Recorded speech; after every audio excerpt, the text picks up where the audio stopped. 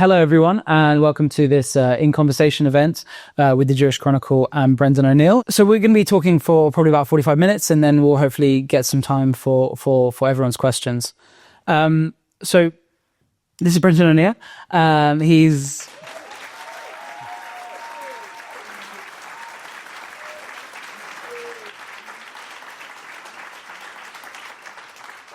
the chief political writer for Spite and the author of After the Pogrom, 7th October, Israel, and the Crisis of Civilization. So, Brendan, I thought we'd maybe begin by talking to a little bit about how you became a sort of advocate for Israel, because I think, especially in a Jewish audience, people kind of look at non-Jewish supporters of the Jewish people and Israel, and they think, how did you get into it, and why are you still doing it? Yeah, what am I playing at? There's not enough of us, that's for sure.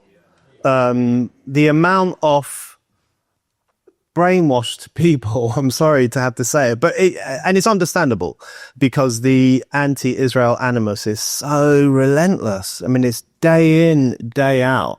If you watch the BBC, don't watch the BBC, but if you make the mistake of watching the BBC, you will see that every single night for the past 18 months, they have given millions of British people the impression that there's only one war in the world, no other war, just one, that Israel is fighting the worst, most evil war ever. It does things that no other state does. It purposely kills children because that's what Jewish people do. Every single night, it has pumped that into people's homes. So when I meet someone who says, I think it's a bit more complicated than that, I'm not sure Israel is the bad guy, I just want to hug that person. I just think if you have the ability to withstand that moral pressure to be anti-Israel, then you are a special person. I'm not saying I'm a special person. I'm not bigging myself up here. But there are people who are doing that, and I think that's incredibly important and wonderful that they're out there. But they are very small in number. So I am one of those people. I find myself, the more anti-Israel people become, the more pro-Israel I become. I don't know if that's just a contrarian knee-jerk reaction, but I am now all out, pro-Israel. I think it needs to completely destroy Hamas. That is a great and noble moral endeavor. And it needs to be victorious, and whatever tiny, small part I can play in making the case for Israel's destruction of Hamas here in the UK or anywhere else, I will do it, because I think this is a battle not only between Israel and Hamas, but between civilization and barbarism.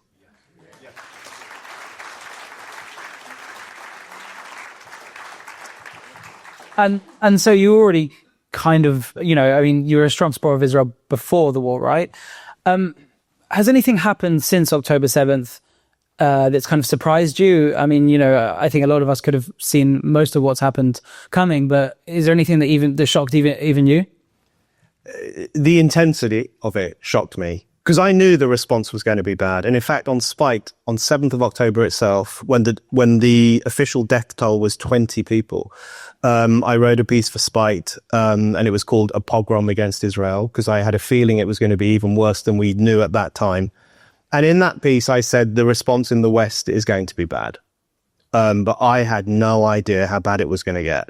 And in fact, the thing that really made me think that I needed to write a lot about this and eventually write this book was actually the events of the 9th of October, 2023, because that's when there was a celebration of the pogrom outside the Israeli embassy in London. People gathered outside the Israeli embassy. They played pop music. They danced. They said they burnt the Israeli flag. Israel hadn't really done anything at that stage. It certainly hadn't sent ground troops into Gaza. That hadn't happened yet.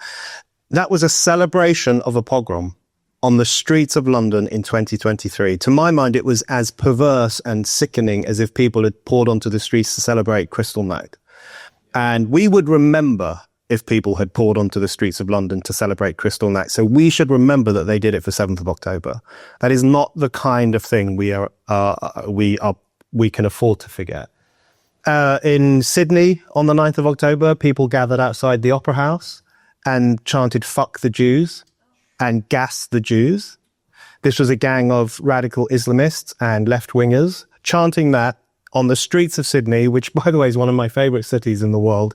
I think it's the high point of Western civilization. And right there in the middle of Sydney, people were chanting that in 2023, a day and a half after more Jews were killed in one day than any time since the Nazis.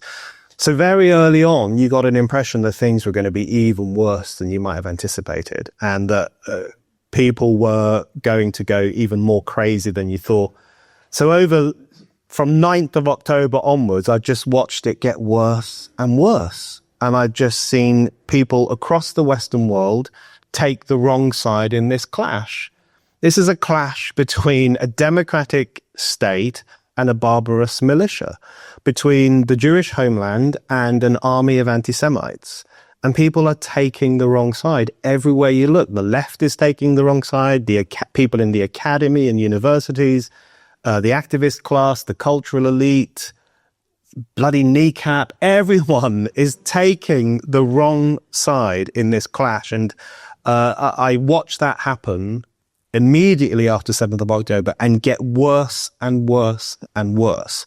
And so that's what shocked me. Not necessarily that people were anti-Israel, but the intensity of it and the longevity of it has been really shocking.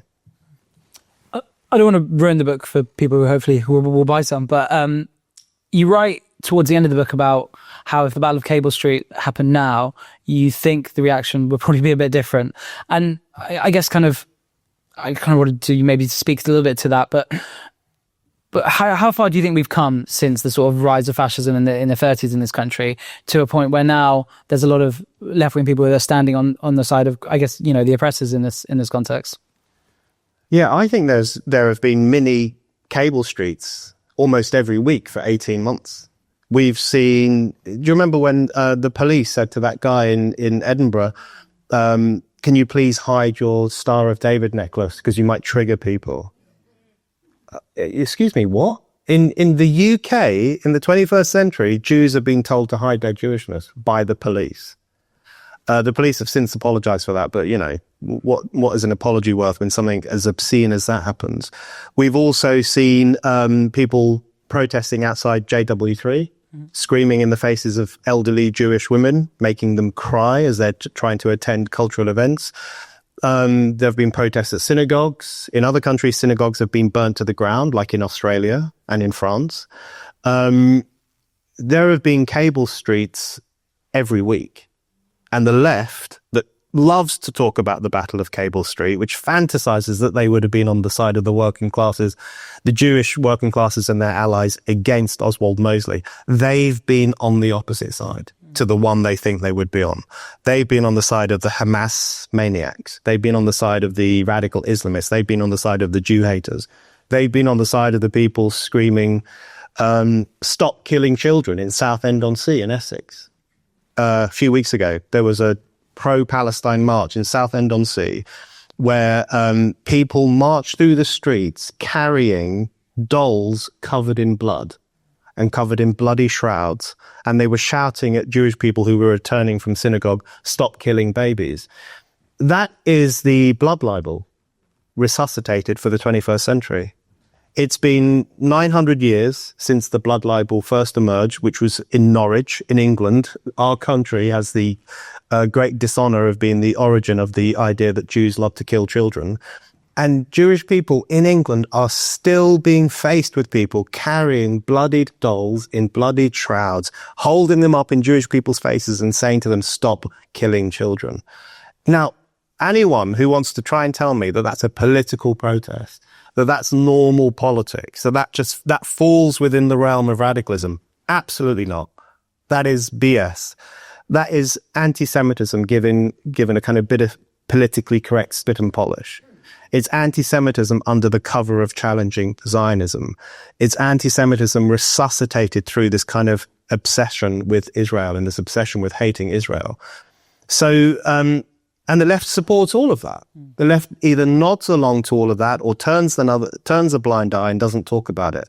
So I think there have been Cable Street battles every week and the left's been on the wrong side. And the thing about the Battle of Cable Street is that it is that moment when the British working classes held back the tide of British fascism and sent a signal to the world very early on that if this monstrous ideology were ever to come to England, it might actually come a cropper. That was the message that the working classes sent to the world. The Jewish residents of East London and also their allies in the Irish working class and the English working class, they sent that message to the world and they made good on that. But then I cycled down Cable Street on my way to the spiked offices in Canary Wharf. I cycled down Cable Street shortly after 7th of October. And from every lamppost on that street, there were Palestine flags. And I remember just feeling so depressed that on this street where the Jews and their friends held back the tide of British fascism, there now flew the flag of a fascistic act that had just taken place. There now flew the flag not of the Jews who were killed on 7th of October, but of the people who killed them. And that, I think, told such a depressing, interesting, important story about the changing nature of London, the changing nature of our city, our politics, and even about the possibility of solidarity, which I think sadly is withering. So, yeah, I think that remembering the Battle of Cable Street is quite a useful way to understand the failures of the left right now.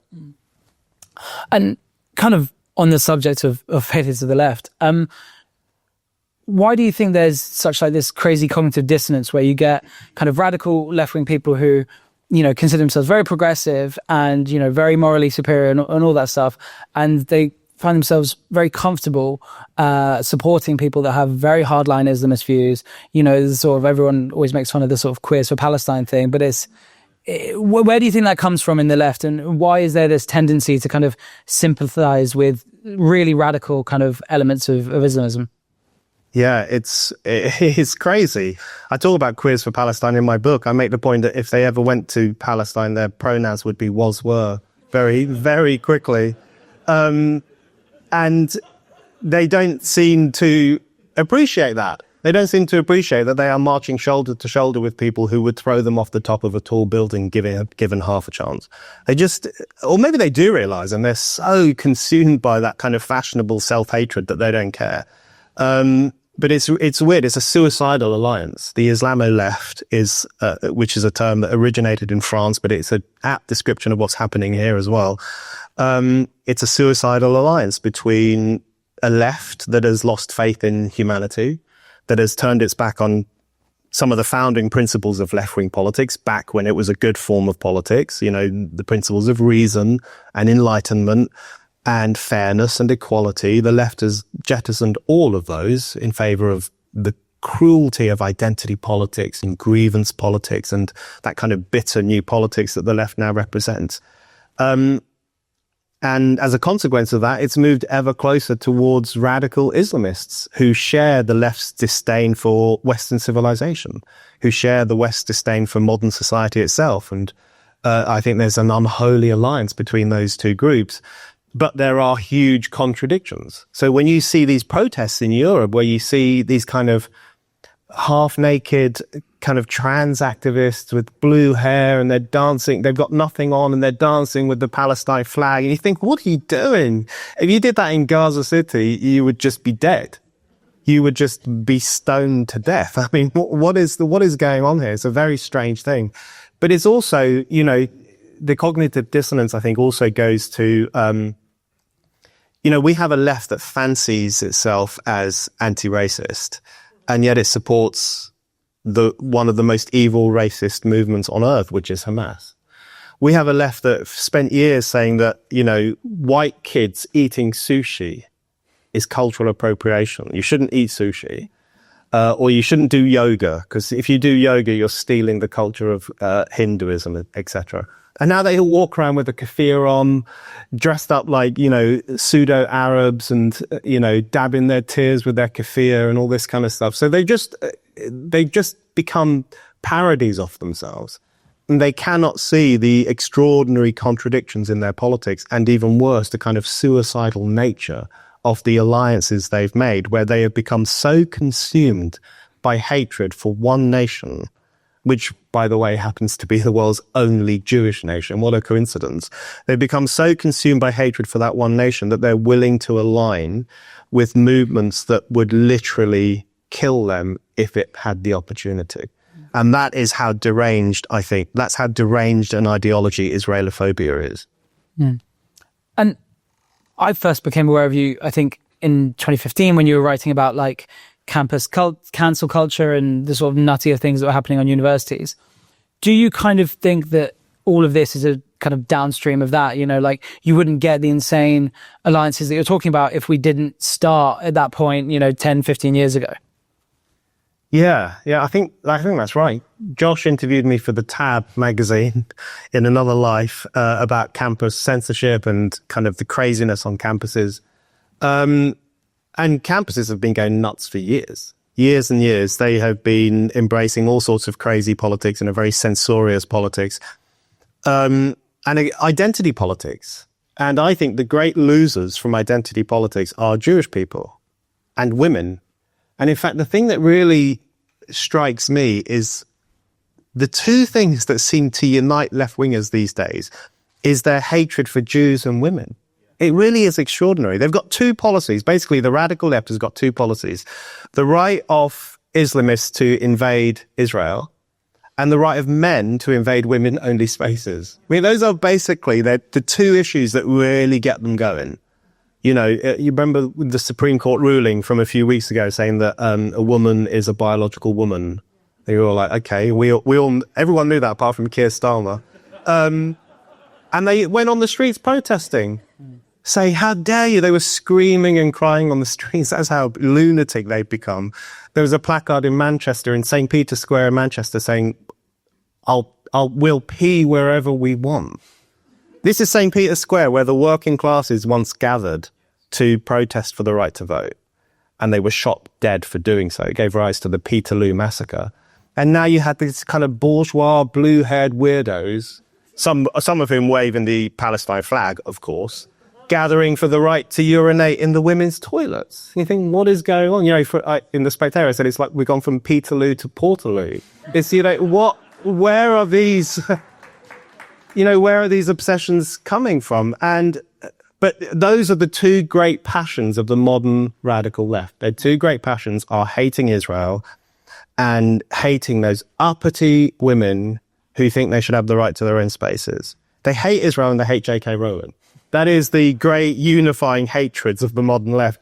And you just think to yourself, listen, if you spend all your days having a pop at the Jewish nation and Jewish people, and moaning about women who just want to have their own spaces away from men, then you have seriously, seriously lost the plot.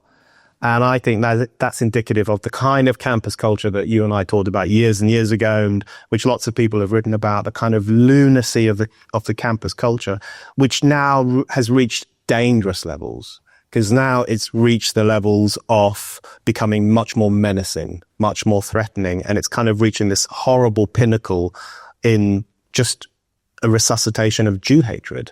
And I think that is probably the kind of nadir of this kind of crazy post-class left politics that we've seen.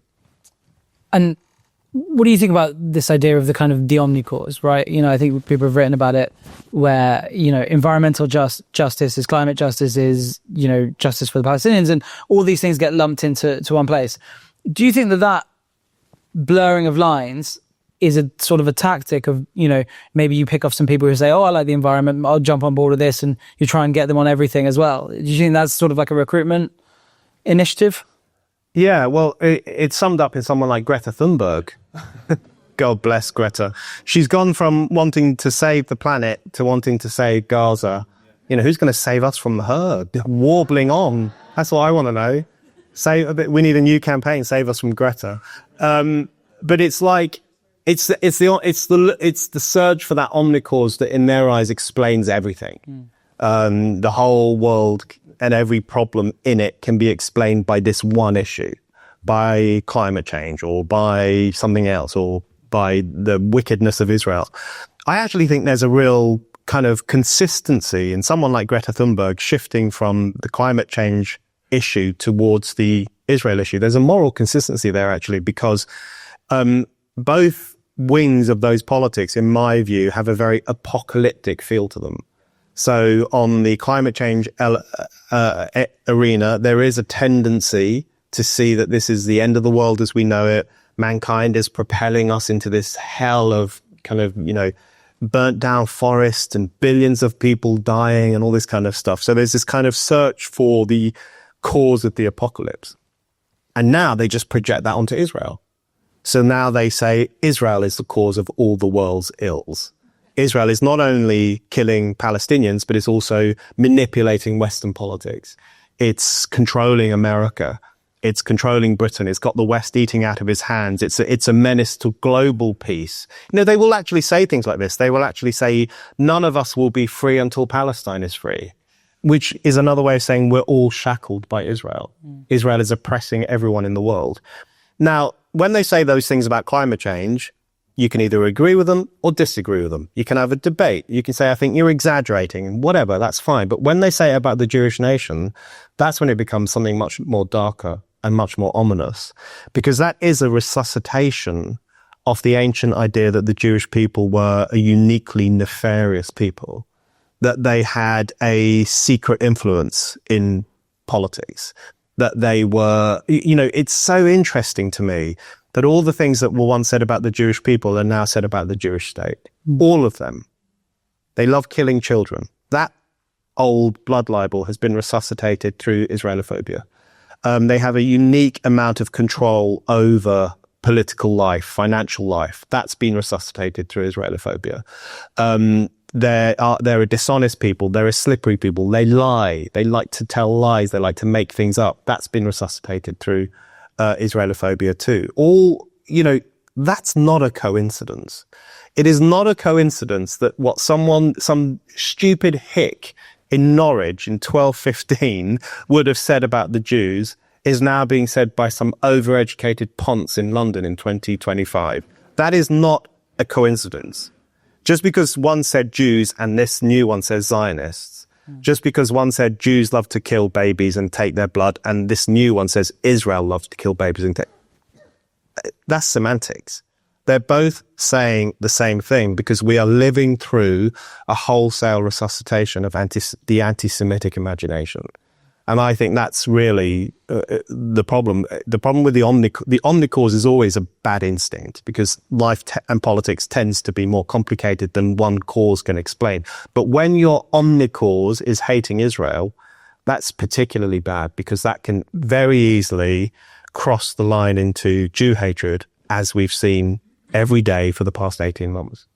And do you think to a certain extent that this kind of sort of fashionable left-wing anti-Semitism gives political cover to a sort of more insidious, well, not maybe more insidious, but as insidious sort of right-wing anti-Semitism that has much more echoes of kind of, historic fascism and things like that? Yeah, I think we have to keep an eye on right-wing anti-Semitism because it's coming back. And you see it in Candice Owens. What a nutter she is. She used to be relatively sensible. She was always annoying, but she used to say some relatively sensible things. And now she's just become a complete lunatic. But even you see it in people like Tucker Carlson, who's less explicit than her. But, when he interviews those people who say Churchill was the bad guy in the Second World War, and you think, no, he wasn't. Come on, let's be real about this. Hitler was misunderstood. Who's that historian? Darrell, what's his name? He said, he said that the people the Jews in the concentration camps, they weren't killed, they just died. They just died because the Nazis ran out of resources to look after them. And that's Holocaust denialism, straight up, because you're denying the motive and the intention of the Holocaust, which was to kill all Jews. So when Tucker Carlson flirts with ideologies like that and ideas like that, that's a real problem. And he has a huge audience. He has a really large audience. So on the right, and of course there's Kanye West. Oh my God. Although, as you were saying earlier, that might be a mental health crisis as much as anything else. But that's a good example, right? We have a situation now where a left-winger will defend Kneecap, the Irish rap band, for saying up Hamas and for celebrating 7th of October. The day after 7th of October, they published a photo of themselves grinning from ear to ear, and they said solidarity with the Palestinian struggle. The day after, more Jews were killed in one day than any time since the 1940s. The left will defend them, but then it will condemn Kanye West because he's got a new song called Hail Hitler, and he wears the swastika t-shirt, etc. But to my mind, materially, there is no difference whatsoever between saying up Hamas and Hail Hitler. The meaning is the exact same, which is that you have a fondness for people who kill Jews. So there's so much kind of swirling hypocrisy and crossover between these two groups.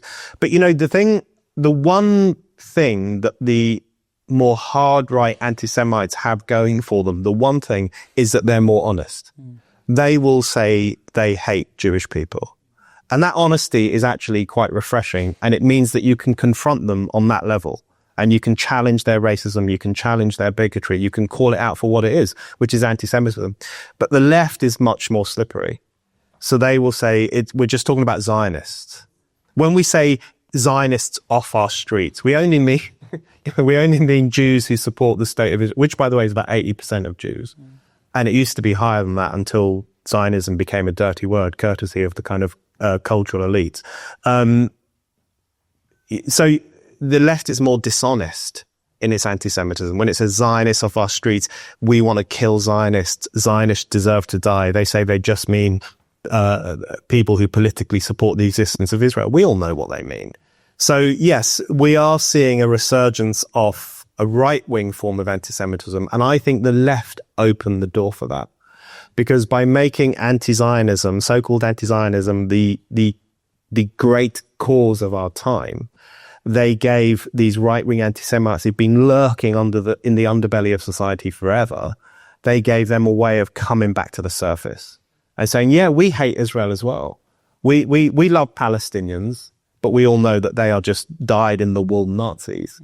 So the left, which opposes as anti-fascist, has flung the doors open for a return of actual fascism. And I think that's one of the most unforgivable things they've done. And do you think there's also a bit of a difference as well in that, someone on the right who's, an avowed anti-Semite, they can almost kind of revel in it, right? There's a sort of like theatrical villainous nature that they may kind of slip into. Whereas you look at someone else and, Gary Lineker, for example. Gary Lineker is someone who thinks he's got very good politics, right? And that's the difference, is that people on the left that hate Israel think that they're doing the right thing and they're morally superior in a way that maybe people on the right don't. Oh, yeah. Oh, no, the left thinks it's morally superior to everyone on every issue, but especially on this issue.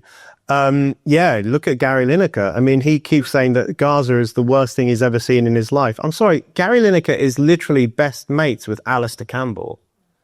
Right? Alistair Campbell, for those of us who are old enough to remember, lied us into a war which by every single measuring stick was much worse than what's happening in Gaza.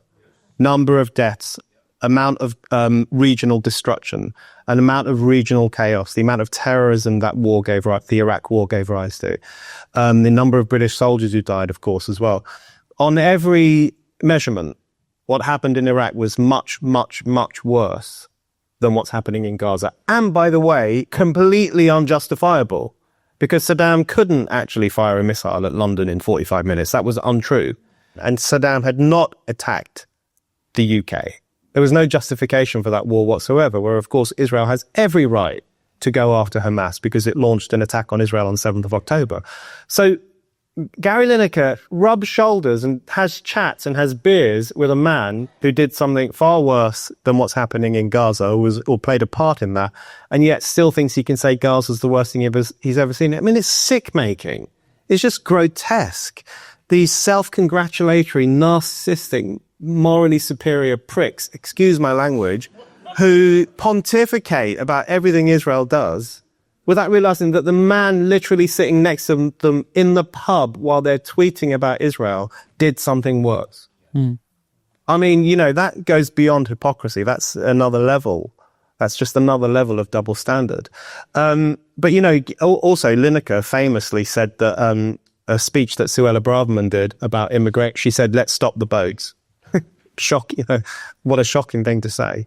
And he said it sounded like something out of the 1930s because she made this speech about having better border control. And then when 7th of October happened, do you know what he said? Nothing. Nothing. A thing that actually did look like something out of the 1930s. The bundling of Jews into the back of trucks to be driven into enemy territory. The rape and murder of Jewish women. The kidnapping of a Holocaust survivor. The destruction of whole Jewish families, whole Jewish towns. The decimation of kibbutzim. Something that actually was genuinely reminiscent of the hysteria and the pogroms of the 1930s. He didn't say a word for days and days and days on end. And you just think that he sums up the ridiculousness of the supposedly morally superior cultural classes in this country, where they think everything is like fascism. The vote for Brexit, that's fascism. Trump, he's Hitler. Suella Braverman saying stop the boats, that's just like, that's Goebbels basically. They see fascism everywhere except where it actually exists. They see fascism in every working class oik, as they would look at them, who votes for Nigel Farage, or who takes a punt on Donald Trump, or who votes for the AfD in Germany, whatever it might be. Everything to them is fascism, except when an army of anti-Semites go into the Jewish nation and slit people's throats. That's not fascism. And in fact, what happened after 7th of October, and I write about this in my book, is that all those people who see fascism everywhere suddenly started saying, you shouldn't compare 7th of October to the Holocaust. The Guardian published a piece a week after 7th of October saying it's improper to compare 7th of October to what happened in the 1930s. This is the same Guardian that calls Trump Hitler. This is the same Guardian that said that the vote for Brexit was reminiscent of the 1930s. And that's a really important development because that represents the moral theft of the memory of the 1930s, the stealing of that away from Jewish people in the Jewish nation, and the attempted ownership of it by the cultural elites of the West. What they were basically saying is, we can talk about the 1930s, we can reference the Holocaust, but you can't. That's what they were saying. And that was, to my mind, that was something worse than Holocaust denial. It was Holocaust theft. It was the stealing of those memories and that idea from the Jewish nation and from Jewish people, and the jealous preservation of it for the cultural establishment itself. And I think that's one of the grimmest turning points we've seen over the past 18 months.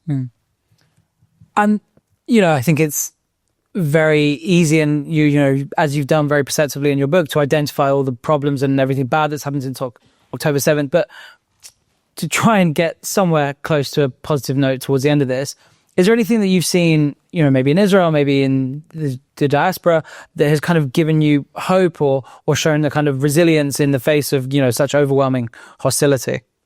Oh, absolutely. Yeah. Israel's fight against Hamas.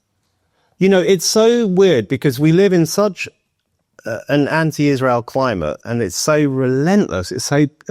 It's just every day you get this message that what Israel is doing is uniquely barbarous and uniquely murderous, and it's the worst thing that's ever happened. That even for people like us who take the side of Israel in this clash, even for us sometimes it can be hard to cut through all that and to think, actually, no, that's what you're saying is not true. But it's really important that we do that, because when you do that, what you realize is that what Israel is doing is not a genocide. It's not an attempted destruction of a people. It's a heroic war against anti-Semites. It's a heroic war against modern day fascism, which will be to the benefit of the Jewish homeland. It will be to the benefit of Jewish people around the world, and it will be to the benefit of Western civilization itself. But Western civilization right now is so dumb and so lost that we can't see that. But I'm hopeful that at some point we will. So in terms of things that give me hope, it's seeing those 19 and 20-year-old kids going into Gaza to fight against Hamas. I think that is incredibly inspiring. And someone posted this image of, there were 3 young IDF lads, literally 19, 20, 21, and they burnt down they found a Hamas compound and they burnt it down. and they took a photo of themselves in front of this building, which had been a Hamas weapons depot, and they burned it down, and they took a photo of themselves smiling. And this caused huge controversy all over the internet. Why are they gloating? Why are they taking photos like this? So I posted on Instagram, I said, the reason they're taking photos like this is to let the world know that you can't kill Jews with impunity anymore. There are now consequences for that. There weren't consequences in the 1930s and 40s. There weren't consequences in the 1400s. There weren't consequences in the 1200s. You could do what you like. No one really cared. You could expel Jews wholesale from your country. You could put them into concentration camps and the world looked the other way. That doesn't happen anymore. And so the Jewish state, Israel, is a really revolutionary thing. It's a revolutionary idea. And it's the thing that makes the current moment different to the 20th century, because there exists a Jewish army that means that you can't have another Holocaust. There exists a Jewish homeland that means you can't kill all Jews, even though there are some people who still would like to do that. So that, I think, is incredibly inspiring, really, really inspiring. The fact that, and I think what Israel has done over the past 18 months is actually should be inspiring to the whole Western world, because it's a nation that is willing to defend itself. It's willing to protect its borders.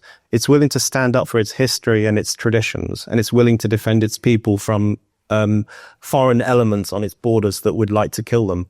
The West could take a lesson from that, because we've become this post-borders, post-nationhood, post-democracy mess of a world where we don't really know what we believe in. We don't really know if anything's worth fighting for. We don't know if anything's worth putting our neck on the line for. You know, surveys show that young people in Britain probably wouldn't fight for Britain if Russia were to invade. Surveys show that. You know, the British Army put out an advert a couple of years ago saying, snowflakes, we want you. Because it says, we want your emotional intelligence. We need more snowflakes in the army. You think, oh my God. Imagine if Putin saw those adverts, he'd be cracking up. So we don't know what we represent. We don't know what we stand for. And we have, I'm sorry to say, we have a younger generation that is increasingly fragile, that is, you know, looking at where it is on the gender ruler.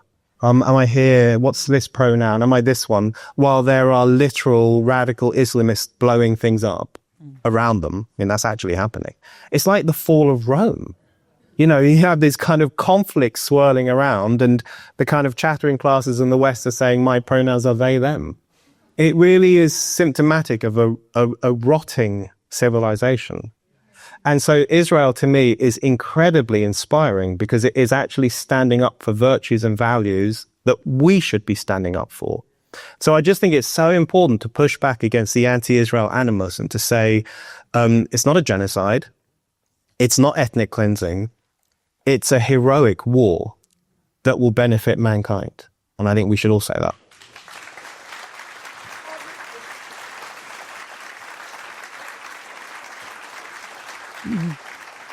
And just finally, before we get into some audience questions, it feels, I think, to a lot of Jewish people and maybe a lot of people involved in this debate, that there's kind of no one out there who doesn't have a very strongly held and sort of calcified opinion on this. Do you ever encounter people that are kind of on the fence about this thing? And if so, you know, how many of them are still out there, and how would you go about convincing someone of the virtue of this position? Because I think sometimes, you know, if you're a Jewish person, you feel like you want to sort of scream about it and try and convince the world, but you don't necessarily know how you might do that. Yeah, I think there probably are a lot of people on the fence. I think they need to get off the fence, come on the right side. But I think there are a lot of people on the fence. I think that a lot of people are confused. And I think that's entirely understandable, because the media coverage is unforgivably bad. Unforgivably bad. It's the worst coverage of a war I've ever seen. So it's understandable that people might be a bit thrown and a bit confused and unsure what to think. And then, of course, the message they get all the time from the influential sections of society is that if you're a good person, you wear the keffiyeh, you wave the Palestine flag, you say, this is a genocide. That's increasingly how you signal your virtue in polite society. So it's very intense in certain sections of society. So if you go to Ireland, for example, I still love Ireland despite its antisemitism. That's where my parents are from, and I go there all the time. But if you look at the Israelophobia and the antisemitism, it's much more intense in Dublin. It's much more intense. I mean, it exists around the country, but it's much more intense in those influential circles because hating Israel has become a kind of social moral currency. That is, tragically, one of the key ways in which you prove your worth for entry into high society, for entry into the right dinner party. And look at Sally Rooney, for example, the celebrated novelist. She does that speech at the South Bank Centre, I think it was, where she's promoting some crap novel she wrote. And she starts off by saying, we need to talk about the genocide and Israel is this and that and the other. And all the audience are rattling their jewellery in agreement and saying, oh, yes, darling. And they all agree in those circles, those literary circles, those kind of influential circles, being anti-Israel is a key element of their personal political identity, their whole culture.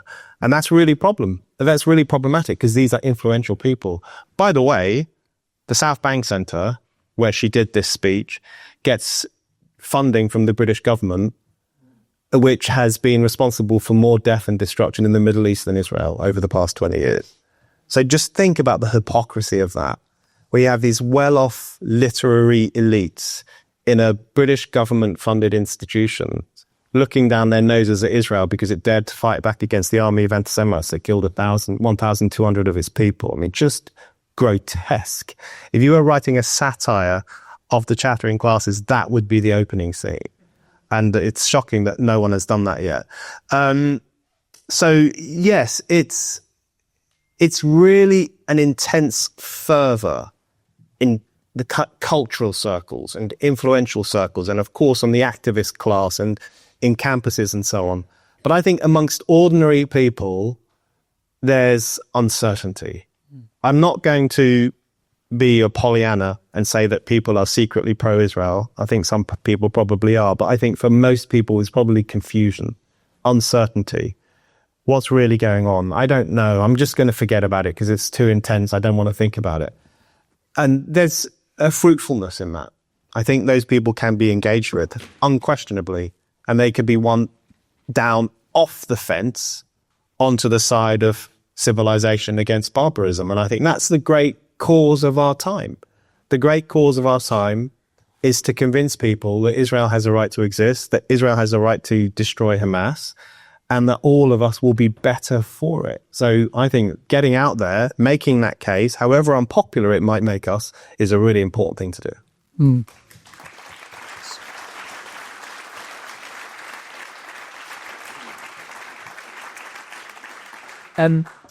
So now we have a little bit of time for some questions.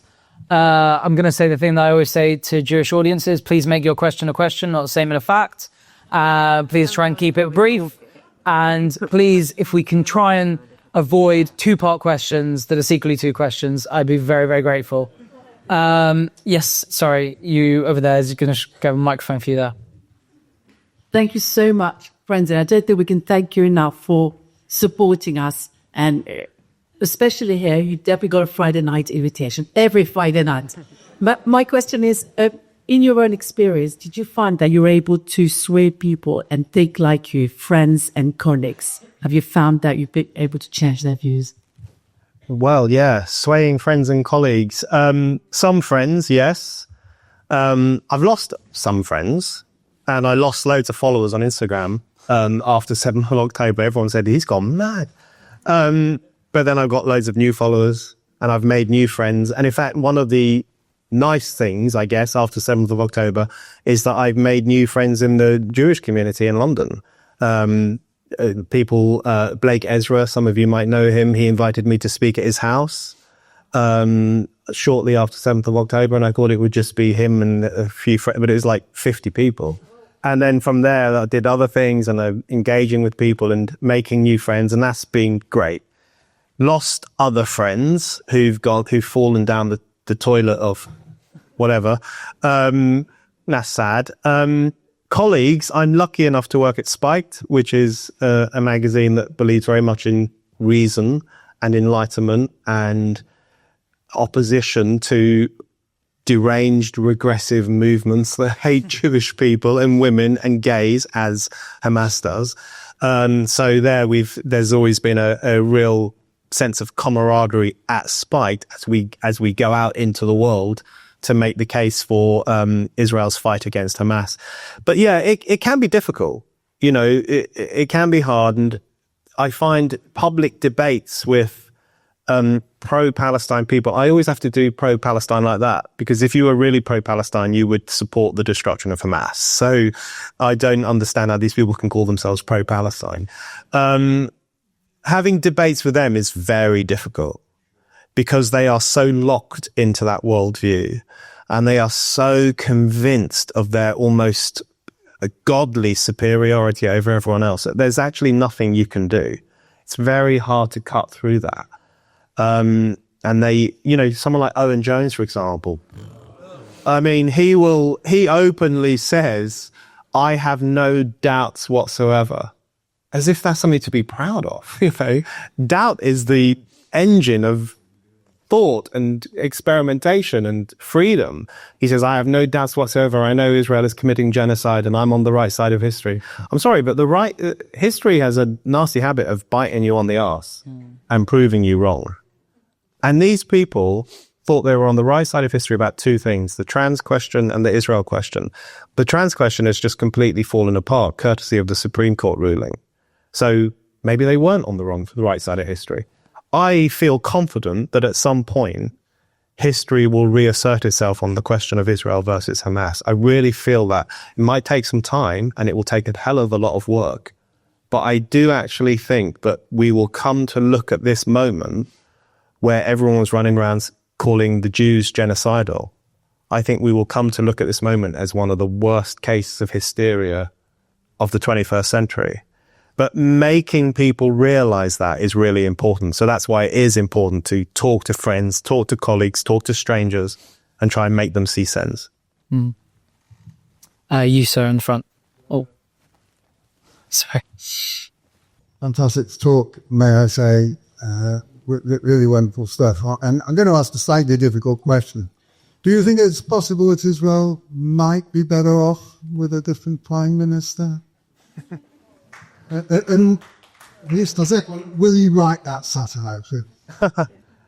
If I was only good at writing satire, I would have done it years ago, because there's so much to satirize about the world we live in, but I just feel I'm not the right person. Would Israel be better off with a different prime minister? Possibly, probably, I don't know. But I do feel that when, you know, I'm not Benjamin Netanyahu's biggest fan, and there are lots of issues with which I would disagree with him on. I don't think, we didn't get into this, but I don't think of myself as right-wing particularly. I still think of myself as left-wing. I know that's crazy. But there you go. What a strange world we live in. Those labels don't really have that much meaning anymore. But I wouldn't be Benjamin Netanyahu's biggest fan politically. But I do think there's a problem when Israel is in such an existential battle. I think anything that causes division or tension within Israel is potentially problematic, because a nation needs to really pull together when it's at war with such an existential foe. And so when I hear friends of mine and people I know and people I trust and people I think are very, very sensible when they say, you know, I support Israel, but Netanyahu's got to go, I just think I'm not sure that's the right approach right now. And it would cause divisions and tensions and political chaos potentially in Israel, which I'll tell you who will exploit that. The armies of anti-Semites that surround Israel and all the tossers in the West that we've been talking about. They would exploit the hell out of that tension and that division to weaken Israel further. So Israel's internal strength or sense of mission, even though it frays here and there, and that's perfectly normal, and it goes up and it goes down, But maintaining that strength of unity and strength of purpose is incredibly important. And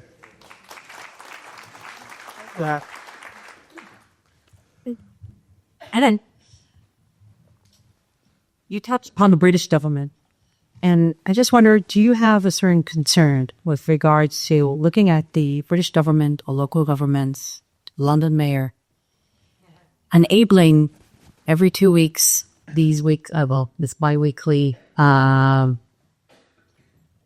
on the street of tens of thousands of people who shout nothing but hate and antisemitism and racism and things that are illegal by law? My concern is I don't feel as secure or as safe here anymore if the government, the local government, and law enforcement are not there to protect me. And that's totally shock. Yeah, those marches that took place, are they still going on? Oh, God, give it a rest. They're just ceaseless.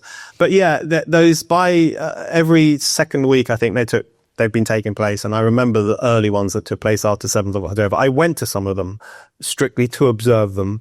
And I went to one, I'm not joking, I'm deadly serious. I was there for about 20 minutes. And in those 20 minutes, I saw someone with an Israeli flag being chased down the street and kicked. And I saw a group of young radical Islamists chanting for the return of the army of Muhammad to kill the Jews. That was in 20 minutes. So these were hate marches. There's no question about that. These were not progressive marches. These were not anti-war marches. They were pro-war marches. They were in favor of Hamas continuing its war against Israel and continuing its murder of Jews. So they were pro-war marches. They were hate marches. There's no question about that at all. And I think there were many instances over the past 18 months where Jewish people just felt they couldn't go into London. They felt they couldn't go into the center of London because these were taking place, and you would see people wearing the green bandana of Hamas, and you would see people chanting about the return of Muhammad to kill the Jews, and you would see the destruction of the Israeli flag. I mean, it created such an incredibly hostile climate, and too few politicians were willing to talk about that. Too few politicians were willing to say, this is a problem, and this is creating a climate that is problematic. Now, I am very much in favor of the right to protest. I'm very much in favor of freedom of speech. Those are two of my core beliefs. But I would like to have seen more counter-protests, which we're now seeing with Stop the Hate and Our Fight and other groups who are counter-protesting and really annoying the kind of Palestine protesters. It's very funny to see. More counter-protesting to create that sense that actually you don't own these streets. Your hatred doesn't have free reign in London. I think that's the message we should have seen. But the police failed time and time again. Do you remember when there was a gang of people calling for jihad against the Jewish state? And the police said, well, actually, jihad has many different meanings. It can mean a personal... They just went on and on. And you think, no, I'm sorry. If there are a bunch of young lads in kafirs calling for holy war against the Jewish state, that means one thing and one thing only. That means more pogroms. They are openly calling for more 7th of Octobers, for more Jews to be killed. And the police just failed on that because they are cowards. They are cowards. And then they arrest people who wave banners saying Hamas are terrorists. So the failures of the state in at least being honest about what these marches represented and at least taking action against those who were making expressions that fall outside of the bounds of the law. Those failures, I think, are very revealing of the two-tier policing we have in this country. Do you remember when that kid up north scuffed a page of the Quran? And I think he was an autistic kid. Some young teenager scuffed a page of the Quran, and the police investigated him. And the teacher had to go into hiding, right? And the teacher has gone into hiding, and that kid's mother was pulled out in front of a group of Muslims to apologize for her child's behavior. There was this kind of medieval spectacle of apology because he accidentally tore one of the pages in the Quran, and the police played along with this. And yet, when on the streets of London, there are people calling for jihad against the Jewish nation and saying, come back, Muhammad, and kill these people, the police say, well, we don't really know what they mean. What? So yeah, double standards, two-tier policing, hypocrisy, failure after failure. And at some point, there'll have to be accountability for that. With the blue hat at the back. I'm an Israeli visiting my daughter in London at the moment. Thank you very much for what you said about the Chayalim. First one, 100% correct. People are putting their bodies on the line, and not only for the state of Israel, but for mankind. My question to you is as follows. We come under a lot of criticism during, before the war, of our public relations, whether we never succeeded in getting the message across. What should we have done, and what should we be doing in the future, maybe, to try and sway the balance in the right direction? The second question is... Oh, I said no second questions. Okay, but I wasn't allowed to. Go ahead. About what should be British Jewish community be doing? To what stand should they be taking? How should they be developing an anti? If it's, I don't know, hammering the media with letters, blah, or whatever. But I think that there has to be a counter. And I don't think we're feeling that counter in the diaspora. Yeah, that's a really good question about Israel's public relations and its presentation of itself to the world. I think I have a controversial view on this, which is I think Israel shouldn't bother anymore, because it's a lost cause. The world's gone mad, and that's not Israel's fault. And the thing is, it's such an uphill struggle to make people see sense on this question, to make influential people see sense. And even facts can't cut through the hysteria. So, people will always say 50,000 people have been killed in Gaza, which is the worst thing that's ever happened. And no facts can help them see sense. Not even the fact that almost half of those people are Hamas combatants, which makes it actually historically speaking, a normal, if not quite good, civilian combatant ratio. You can tell people that, and they either won't believe you or they just don't talk about it.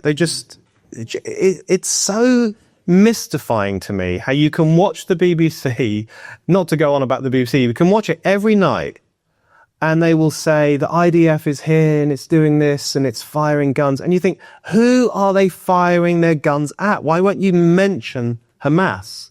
Why won't you show Hamas? We all know why, because the footage that the BBC and everyone gets outside of Gaza is filtered by Hamas. It's, nothing's going to get out that shows Hamas people being shot and dead in the streets. All we're getting through the Hamas ministries are stories of civilian deaths. So even something like that, in terms of Israel's PR, and that's a really good PR case that Israel, Jerry Adams, God bless him, Jerry Adams this week put out a tweet, and it got a bit of traction where he said Israel has launched more firepower on Gaza than was launched in Hiroshima, something like that. And you think, okay, you've just accidentally made Israel's case for it. Because the fact that Israel has fired more rockets and bombs and guns and everything else than the amount that was dropped on Hiroshima, and yet the civilian casualties are as low as they are, and yet it's Hamas combatants are being killed, and yet it isn't the genocide we're told it is, because the civilian casualties are rather, historically speaking, normal or low. Even though it's apparently fired as much stuff as was fired on Hiroshima, you've made Israel's case for it. You've proven that this is not the barbarism you claim it is. So, but none of that cuts through. It's very, very difficult. And I increasingly think Israel needs to be a bit more like the Millwall. You hate us, we don't. You hate us, we don't care. But that kind of attitude. It's tragic and it's wrong and it's really stupid that people feel like that. But I think maybe Israel just needs to ride that out. Having said that, I do think in Britain and other European countries and America, it is incredibly important to have campaigns against anti-Semitism and to have campaigns raising awareness about Israel, to the extent that we can cut through that noise. But it is incredibly important to challenge anti-Semitism. It is incredibly important to challenge the resurgence of this ancient racism, which is happening across Europe. And the anti-racists and the anti-fascists are either not talking about it at all, or actually they're fueling it with their political ideas. So I think Israel should, I told Josh I would try not to swear. I think Israel should say, F it. We don't care. We're doing what we think is right. We don't care what some twat at The Guardian thinks of us. We don't care that there are these Gen Z people in the State Department who apparently cry at their desks. We don't care that 10,000 stupid middle-class people and radical Islamists are marching in London and saying we want more We don't care. We don't care. We're getting on with it. I think that's probably the best approach for Israel. I'm afraid we've probably just got time for one more question. So you, sir, on the... Me. Yeah. I just want Hold on, wait 1 second for the microphone. could you comment on the very significant role of parts of the Jewish community who appear to be supporting the anti-Israel ticket, in how that makes it much more difficult to argue with unaffected friends, acquaintances, etc. Yeah, yes, anti-Israel Jewish people. I always feel a bit awkward about criticizing them because I'm not from the Jewish community. I don't want to be wagging my finger at anyone. But what I do find the thing that I find most striking and most disturbing about that is the media outlets that only give a platform to people like that. That's the more sinister thing. Jewish people can think whatever they want. Obviously, they're free people at the moment. Isn't it so good stays like that? What I find more sinister is that the left lift up those voices disproportionately, and they say, they will say these are the real Jews. These are the good Jews. It's so disgusting. They have this new distinction between good Jews and bad Jews. So the good Jews are the ones who say Israel's committing a genocide and I'm ashamed of it. And the bad Jews are you guys, right? That's literally what they say. And I think that does touch on a broader problem, which is that, a lot of left-wing activists in the West and a lot of influential people in the West, a lot of them are just really pissed off that it's a lot harder to kill Jewish people than it used to be. That is really, when you look at what they say about the Israel-Hamas war, when they essentially say that Israel should not have responded to 7th of October, when everything Israel does is called a war crime. So when it bombs Gaza because it wants to bomb Hamas, that's a war crime. When it tells Palestinian civilians to remove themselves from a territory to save their lives, that's ethnic cleansing. Everything it does, whether it's taking the life of a Hamas combatant or trying to save the life of a Palestinian civilian, everything it does is a war crime. And what these people are essentially saying is that Israel shouldn't have responded. What that means is that Jews should let themselves be killed. That was fundamentally what the left and other sections of society said after 7th of October. Jews should let themselves be killed because it's not a big deal. That's what they said. That was the tenor of every message that was sent out by these people after 7th of October. And what Israel said is no. And what people in this country said is no. Jews will not let themselves be killed. We will stand up for ourselves. We will arm ourselves and we will fight back. And that is what is pissing off so many people in the West who prefer the image of the Jew as the victim, emaciated, maybe needing help, every now and then, maybe needing a white savior from the Gentile community. That's the image of the Jew they prefer. They hate the image of the 20-year-old tanned IDF soldier with a gun who says, let's go and kick Hamas's ass. They hate that. So this divide, that's what I find most sinister. Jewish people will have all sorts of opinions. Some will be super pro-Israel, others will be more skeptical. Fine, whatever. But the elevation of the good Jew and the demonization of the bad Jew, that is one of the most sinister things we've seen, and that really needs to be challenged. We could do one more, and I'm going to give it to you, sir, because you've been holding your arm up for a very long time. And that's right. I dare say your arm's probably a bit tired, so we'll give it a break. Last one. Thank you very much for the opportunity. First, I'd like to thank you for all that you've said. But I would like to ask you a question about our most revered news agent in this country, the BBC. We all pay our taxes. We all pay our duties to the BBC, to our advices. What does the BBC do to provide us with news that is verified? Because the BBC are very quick to issue verified news, which occasionally is not so verified. And I'd like to know, they, I think, have a big responsibility for the anti-Semitism in this country, as every single news bulletin is spraying us all the time. Thank you. Yeah. The BBC has a lot to answer for. It really does. And as I was saying earlier, what is pumped into people's homes over the past 18 months is just dross. It's just, it's factually incorrect and all that stuff. But it goes even beyond that, because if you look at the reports they do from Israel, but showing Gaza, there is no substance whatsoever. It is this emotional manipulation. So Fergal Keane, he did a report the other night, and it was showing images from Gaza of emaciated children, people in great agony, suffering people.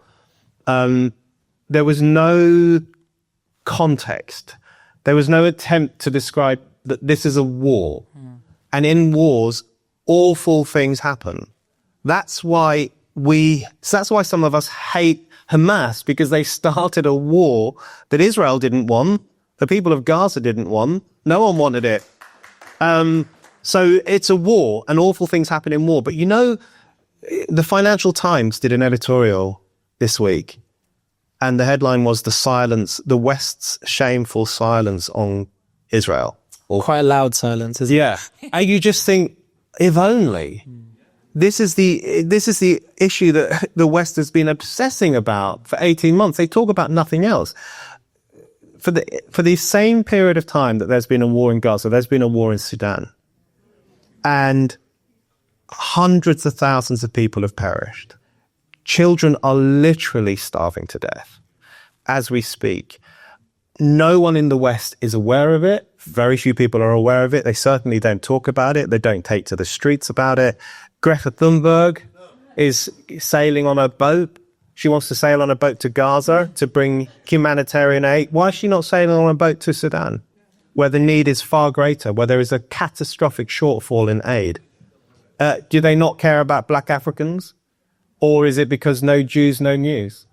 They have to explain this disparity in their moral focus, because it's so glaring and it's so horrific. And that's one of the great ironies of Israelophobia and anti-Semitism, of course, which is that they pose as morally superior, as you're saying, Josh.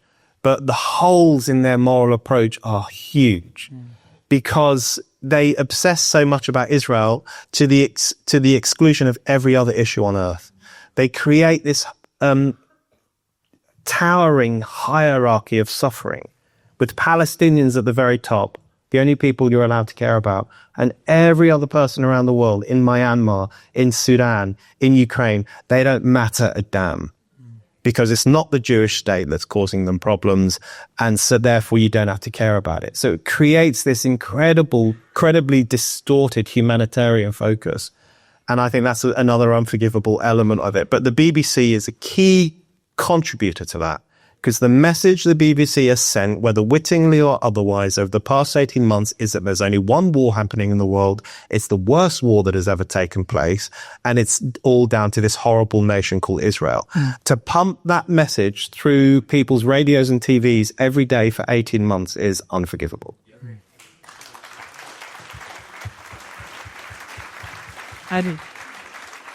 So I think that's all that's left to do is for us to thank Brendan for his time. And just before you go, I believe copies of this book are being sold for, I don't know how much, but I'm sure it's a very reasonable price, just outside. And I think Brendan's hanging around to sign a few as well. So you can get all that out there. But anyway, yes, thank you very much to Brendan and Neil.